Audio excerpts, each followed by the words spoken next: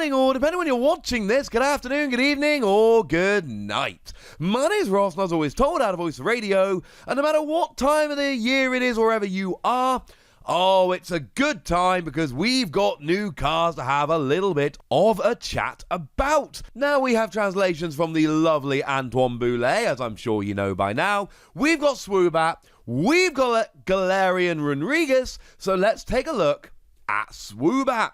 Now, Swoobat is very, very small. You're talking 90 HP, which is very, very low. But now we know, of course, that Level Ball is coming back. So actually, having 90 HP as an evolving Pokemon is now potentially a good thing, because Level Ball gives you a nice advantage. Retreat cost of 1 is nice and low, gives free retreat with U-turn board, which is rather good.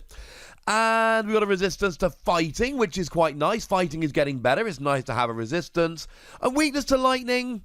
Honestly, about the only relevant thing that isn't one-hit KOing is Boltund. But if you've got free lightning energy on the field, bearing in mind you've got to have 2 on Boltund to attack, it's getting a one-hit KO. So it's not a great weakness, but it's rarely going to be relevant. But you're a psychic Pokemon, which means you can use horror energy. So when your opponent does go and get a KO, which is not going to be terribly difficult, you'll at least do a couple of damage back, which is quite nice. And of course, it means you're hitting weakness on stuff like Mewtwo and Mew. And all of those upcoming Urshifu cards. So you know what? This ain't too bad, ladies and gentlemen. This ain't too bad. Now, we have one attack here, but it's a pretty gosh darn nice attack. Now, 1 Psychic Energy, 30 damage. No, nobody's getting excited about that. But you see, that's not the end of the story. Because if you have the same number of cards in your hand as your opponent, this attack does 80 more damage. Now, 110 for a single energy, yeah, no, that I could absolutely get all in favor of. This is cool. I mean, we've seen attacks like this in the past. I mean, one of the most popular ones was Yanmega, who actually had an ability, or Pokebody as we called it back then, that you could just attack for free if you could match hand sizes with your opponent. But back when this was a thing, we had Judge and we had Copycat. Judge would make both players shove a hand into the deck and draw 4 cards. Judge would let you shove your hand into your deck and draw cards equal to your opponent's. Neither of those cards is actually still in the rotation. As a fun little side note, we actually do still have Judge Whistle, which will get Judge from your discard pile into your hand, but Judge itself has rotated out. Of course, we do have Marnie, and Marnie is blatantly the best option here, because everybody's playing 4 copies of Marnie. And Marnie says that both players shuffle their hands and put them on the bottom of the deck. Your opponent gets 4 cards, you get 5. So unless you draw 5 cards and can play none of them, or like the only one that's playable is like a Quick Ball where you'd have to play a second card as well, which wouldn't work, 99% of the time, Marnie is going to have your back here. And I like this. It's a stage 1, which means you've got to evolve it up, and you've got to put the cards in your deck, which is going to take deck space and all of that. But, you know, as a tech, I much prefer basic Pokemon. But I think when we're talking about tech Pokemon, this is quite nice. It's 1 energy, and it might be psychic, but you could use something like Aurora energy here, and that would be quite good. And although you're a little way away from getting a one-hit KO on a Mewtwo and Mew, regular Urshifu V has 220 HP. I mean, I'm showing you the Rapid Strike, but a Single Strike does as well. Which means you're getting a one-hit KO for a single energy using a single prize Pokemon. I cannot be the only one that thinks this is pretty gosh darn good. In terms of Pokemon Vs, you'll be getting the vast majority of them that are weak to Psychic, which is awesome. Single prize Pokemon, you'll be getting the KO if they're weak. If they're not weak, you're looking on the lower end. So, something like a Zapdos, for instance. Okay, it's fallen out of favor, but I still love him. That would go down. And obviously, something like a Jirachi here, you would be absolutely fine with. Of course, Jirachi's got resistance, but even then, you'd be absolutely fine. So, for single prize Pokemon, yes. And as an Urshifu V counter, obviously when they VMAX, it doesn't work anymore. But as a V counter, or even just to get decent damage on when they're a VMAX, I could see a lot of love for this. Let's go ahead and give it between 3 and 4 Wassies. We don't give half Wassies. That would be barbaric. I like this. I think it's pretty cool. I'm not loving the fact that it's a stage 1, but the fact that you can do single energy decent damage, I do love. You're hitting a decent weakness, which I do love. And at the end of the day, with Marnie in the format, it really ain't that difficult to match hand sizes, though there will still be those games you can't, and that will be a little bit sad. But we've also got a Galarian Runerigus that we can have a little bit of a look at here, and this one could be kind of amazing, but it might not be. So what we've got here is 120 HP, which is fairly standard, honestly, but there's a lot of Pokemon like Excadrill that naturally do 120. You'd rather have 130. Never mind. We've got a retreat cost of 2, which is more awkward to get out the active. You need to start using Air Balloon here, but a lot of people do, so it's not the end of the world. We've got a weakness to Grass, which is fine. Grass just does not see a huge amount of play. You're golden, but you're a fighting Pokemon, and this is awesome.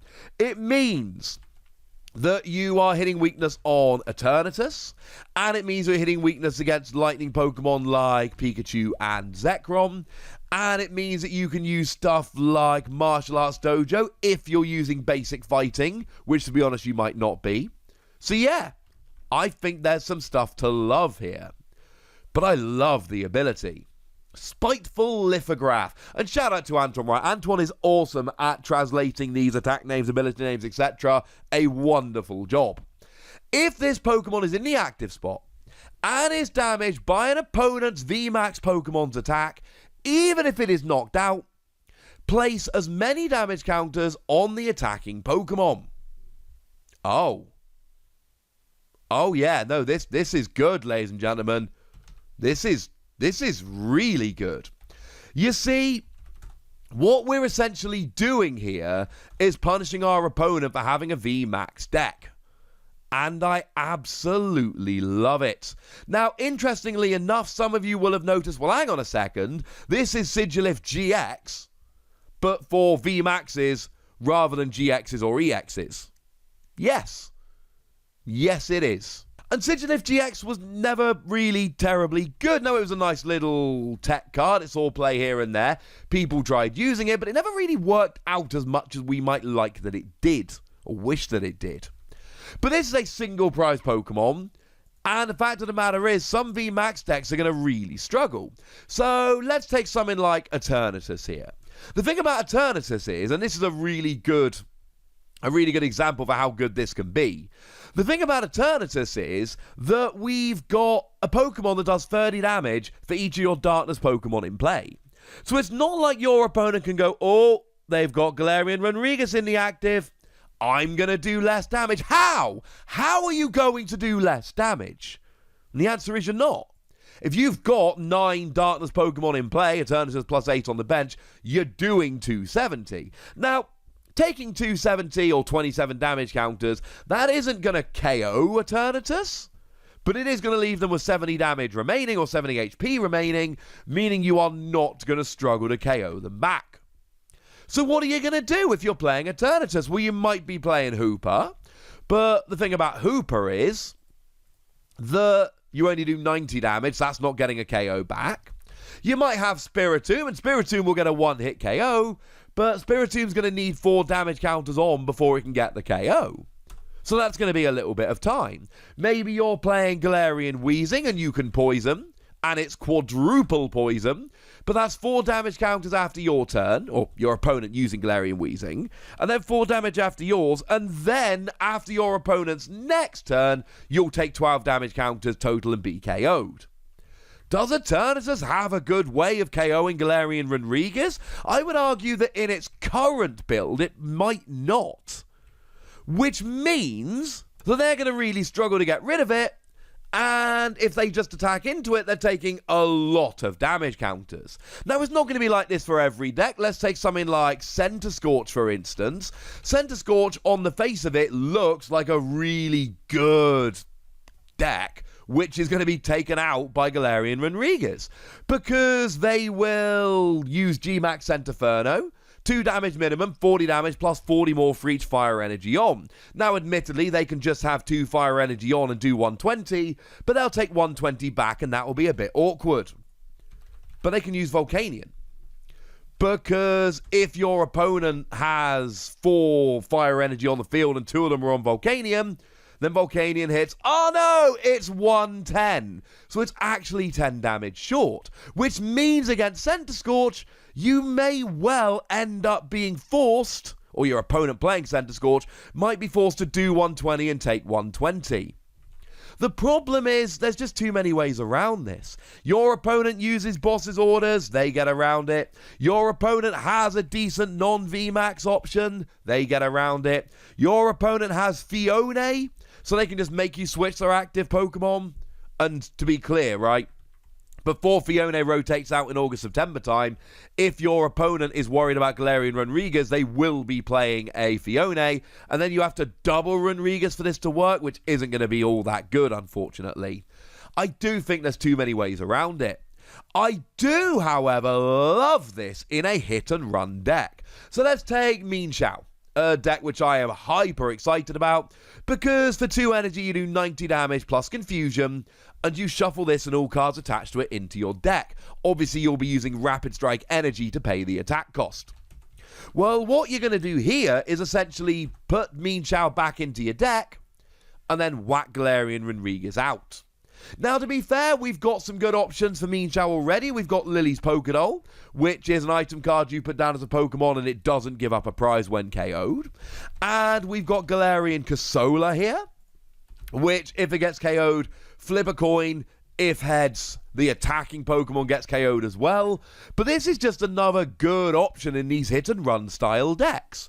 Because, yeah, Galarian Casola's awesome, but it's on a coin flip. Here, if you know your opponent's going to be forced to attack with Eternatus, well, they get 27 damage counters, and then you'll get an easy KO next time round with Mean Shao. This has an awful lot of potential.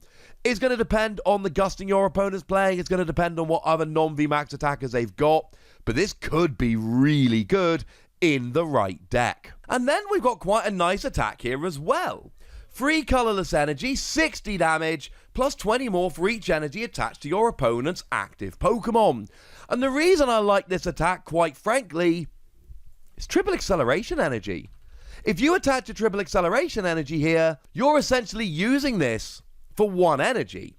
So against something like an Eternatus, you're hitting for weakness, they're going to have 2 energy on, you're going to do 200. It's not amazing, but it's a very comfortable 2-hit KO, so that's pretty good. Against something like Center Scorch, you know, every time they attack and do damage, they get more energy on. Maybe you can do decent damage there. Against something like a Pikachu and Zekrom, it's going to work beautifully, because they're going to want free energy on to use their attack. That's kind of what Pikarom does. But if they've got free energy on, you do 120, double with weaknesses. Oh, look. Exactly 240. Raichu and Alolan Raichu, unfortunately, will be just short, because they're also likely to have free energy on. But they've got an extra 20 HP, which is going to suck. But if they put extra energy on for the GX attack, maybe. My point is, this isn't a phenomenal attack. It's not an amazing attack. But if you're playing triple acceleration energy, if you're playing something like Welder to accelerate energy to it, this could work, ladies and gentlemen. This could absolutely work. I think it's best for the ability, and I do think the ability works best in a hit-and-run style deck. But I'm giving this one 4 Wassies because I do think there is some potential here. Decent attack, very nice ability. I like this one. But I want to know what you think about this and about your Swoobat, so let me know in the comment section. Go nuts, me nice. And then make sure you like this video, subscribe to this channel, follow me on Twitter at @TheWassie, and Twitch for some live action at twitch.tv/PTCG Radio. If you want to support the channel, get some bonus podcasts and all that good stuff, head on over to patreon.com/PTCG Radio, where you can do exactly that. But by far the most important thing, as always, look after yourselves till next time, would ya? Thank you very much for watching. My name's Ross, and you've been watching PTCG Radio.